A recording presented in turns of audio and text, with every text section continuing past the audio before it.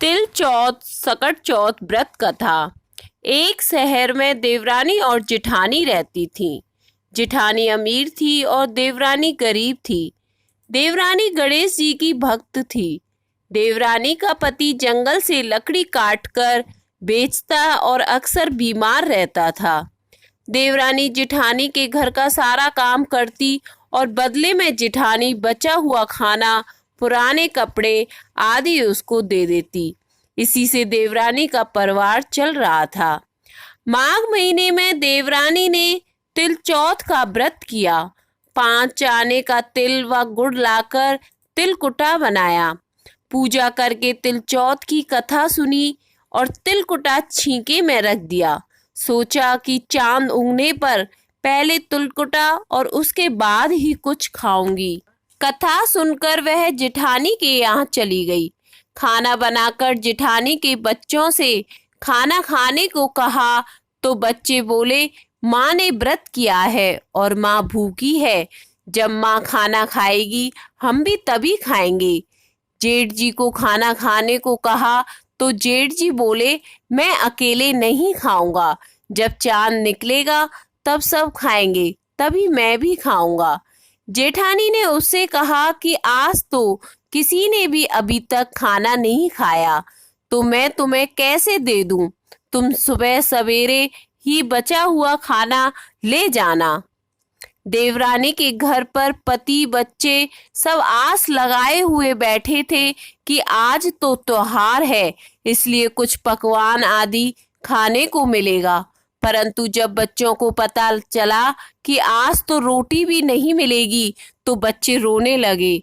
उसके पति को भी बहुत गुस्सा आया। कहने लगा, सारा दिन काम करके भी 2 रोटी नहीं ला सकती तुम, काम क्यों करती हो? पति ने गुस्से में आकर पत्नी को कपड़े धोने के धोवने से मारा। धोवना हाथ से छूट गया तो पाटे से मारा। वह बेचारी गणेश जी को याद करती हुई रोते रोते पानी पीकर सो गई। उस दिन गणेश जी देवरानी के सपने में आए और कहने लगे, धोवने मारी, पाटे मारी, सो रही है या जाग रही है? वह बोली, कुछ सो रही हूँ और कुछ जाग रही हूँ। गणेश जी बोले, भूख लगी है, कुछ खाने को दे। देवरानी बोली, क्या दूं? मेरे घर में तो अन्न का एक दाना भी नहीं है। जेठानी बचा कुचा खाने को देती थी, आज वह भी नहीं मिला। पूजा का बचा हुआ तिलकुटा छींके में पड़ा है, वही खा लो। तिलकुटा खाने के बाद गणेश जी बोले, धोवने मारी, पाटे मारी, निमटाई लागी है, कहाँ निपटे? वह बोली, यह पड़ा घर, जहाँ इच्छा हो वहीं निपट लो। फिर गणेश जी बच्चे की तरह बोले, अब कहाँ पहुंचूं? नींद में मग्न जब देवरानी को बहुत गुस्सा आया कि कब से तंग किए जा रहे हैं, तो वह बोली, मेरे सर पर पहुंचो। और कहाँ पहुंचोगे? सुबह जब देवरानी उठी तो यह देखकर हैरान रह गई कि पूरा घर हीरे मोती से जगमगा रहा है। सिर पर जहाँ विनायक जी पहुंचनी कर गए थे, वहां हीरे के टिके व बिंदी जगमगा रहे थे। उस दिन देवरानी जेठानी के यहाँ काम करने नहीं गई। बड़ी देर तक राह देखने के बाद जेठानी ने बच्चों को देवरानी को बुलाने भेजा। जेठानी ने सोचा कल खाना नहीं दिया, इसलिए शायद देवरानी बुरा मान गई है। बच्चे बुलाने गए और बोले, चाची चाची चलो, माँ ने बुलाया है, सारा काम पड़ा हुआ है। देवरानी ने जवाब दिया कि अब उसकी जरूरत नहीं है, घर में सब भरपूर है गणेश जी के आशीर्वाद से। बच्चों ने घर जाकर माँ को बताया कि चाची का तो पूरा घर हीरे मोतियों से जगमगा रहा है। जेठानी दौड़ती हुई देवरानी के पास आई और पूछा कि यह सब हुआ कैसे? देवरानी ने उसके साथ जो हुआ वह सब कुछ कह डाला। घर लौटकर जेठानी ने अपने पति से बोली कि आप मुझे धोवने और पाटे से मारो। उसका पति बोला कि भली मानस, मैंने कभी तुम पर हाथ भी नहीं उठाया, मैं तुम्हें धोवने और पाटे से कैसे मार सकता हूँ? वह नहीं मानी और जिद करने लगी। मजबूरन पति को उसे मारना पड़ा। उसने ढेर सारा घी डालकर चूरमा बनाया और छींके में रखकर सो गई। रात को चौथ विनायक जी सपने में आए और कहने लगे, भूख लगी है, क्या खाऊं? जेठानी ने कहा, हे गणेश जी महाराज, मेरी देवरानी के यहाँ तो आपने सूखा तिलकुटा खाया था। मैंने तो झरते घी का चूरमा बनाकर आपके लिए छींके में रखा है। फल और मेवे भी रखे हैं, जो चाहे खा लीजिए।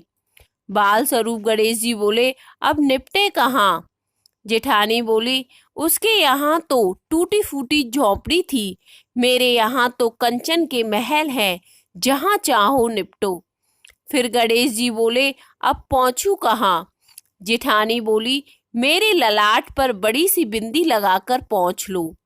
धन की भूखी जेठानी सुबह बहुत जल्दी उठ गई। सोचा घर हीरे जवाहरात से भर चुका होगा, पर देखा तो पूरे घर में गंदगी फैली हुई थी। तेज बदबू आ रही थी। उसके सिर पर भी बहुत सी गंदगी लगी हुई थी।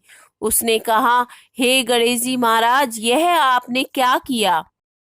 मुझसे रूठे और देवरानी पर टूटे। जेठानी ने घर और पूरे घर की सफाई करने की बहुत ही कोशिश की, परंतु गंदगी और ज्यादा फैलती गई। जेठानी के पति को जब मालूम चला तो वह भी बहुत गुस्सा हुए और बोले, तेरे पास इतना सब कुछ था, फिर भी तेरा मन नहीं भरा। परेशान होकर चौथ के गणेश जी से मदद की विनती करने लगी। गणेश जी ने कहा, देवरानी से जलन के कारण तूने जो किया था, यह उसी का फल है। अब तू अपने धन में से आधा उसे दे देगी, तभी यह सब साफ होगा। उसने आधा धन बांट दिया, किंतु मोहरों की एक हांडी चूल्हे के नीचे गाड़ रखी थी। उसने सोचा किसी को पता ही नहीं चलेगा, और उसने उस धन को नहीं बांटा।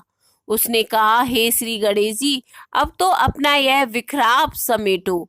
वे बोले, पहले चूल्हे के नीचे गड़ी हुई मोहरों की हांडी सहित ताक में रख दो। दो सुई के भी दो हिस्से कर दो। इस प्रकार गजानन ने बाल स्वरूप में आकर सुई जैसी छोटी चीज का भी बंटवारा किया और अपनी माया समेटी। हे गणेश जी महाराज, जैसी आपने देवरानी पर कृपा की, वैसी सब पर करना। कहानी कहने वाले, सुनने वाले व हुंकारा भरने वाले सब पर कृपा करना, किंतु जेठानी को जैसी सजा दी वैसी किसी को मत देना। बोलो गणेश जी महाराज की जय। चौथ माता की जय। यदि आपको यह कहानी अच्छी लगी तो इसे प्लीज शेयर जरूर करें और सब्सक्राइब भी जरूर करें।